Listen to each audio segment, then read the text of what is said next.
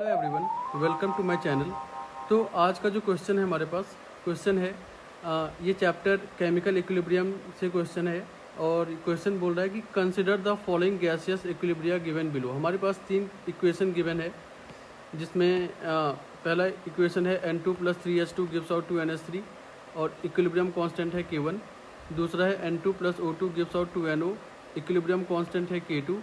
तीसरा है H2 + ½ O2 gives out H2O और इसके लिए इक्विलिब्रियम कांस्टेंट है K3।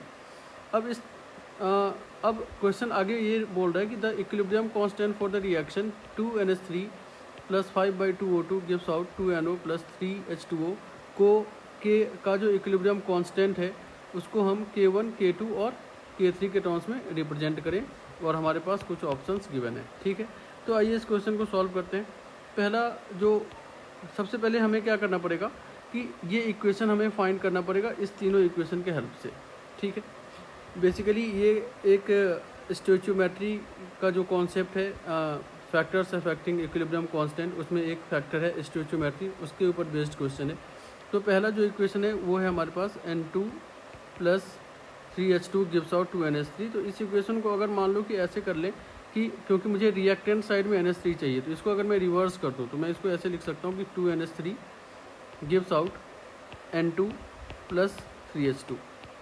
तो इसके लिए जो इक्विलिब्रियम कांस्टेंट हो जाएगा, इसके लिए जो इक्विलिब्रियम कांस्टेंट होगा उसको मैं लिख सकता हूँ, अगर मैंने इसको रिएक्शन को रिवर्स किया है तो इक्विलिब्रियम कांस्टेंट जो है वो इन्वर्स हो जाता है, तो इसको अपन 1/K1 लिख सकते हैं। ठीक है, ओके। अब मुझे 3H2O चाहिए, ये देखिए, तो 3H2O H2O यहाँ पे है, तो क्या मैं इक्वेशन नंबर 3 को 3 से मल्टीप्लाई कर दूँ? तो बिल्कुल कर सकते हैं और मल्टीप्लाई करके एज इट इज़ जैसा है वैसे ही लिख दें। तो इक्वेशन नंबर 2 को मैं क्या कर रहा हूँ, 3 से मल्टीप्लाई कर रहा हूँ, तो ये हो जाएगा 3H2 + 3/2 O2 गिव्स आउट कितना H2O, 3H2O।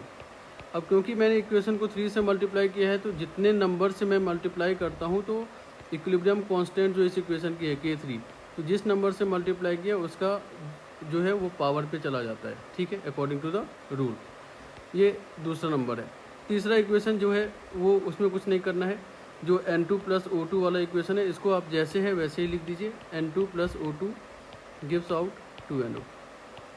इसका जो इक्विलिब्रियम कांस्टेंट है दिस इज K2। अब हमने क्या करना है, इस तीनों इक्वेशन को ऐड कर देना है।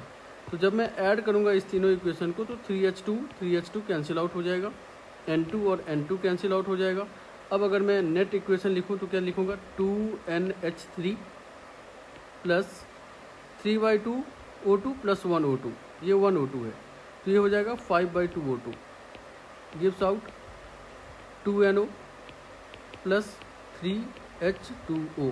और इस इक्वेशन का जो मान लेते हैं कि इक्विलिब्रियम कांस्टेंट K4 है, तो K4 की जो वैल्यू आएगी वो क्या आएगी, K4 की वैल्यू आएगी 1, क्योंकि हमने 3 इक्वेशन को मल्टीप्लाई किया है, सॉरी ऐड किया है, तो ऐड करने से जो इक्विलिब्रियम कांस्टेंट होता है वो क्या हो जाएगा, इक्विलिब्रियम कांस्टेंट मल्टीप्लाई हो जाएगा। तो इसको ऐसे लिख सकते हैं 1/K1 × K2 × K3 का पावर 3।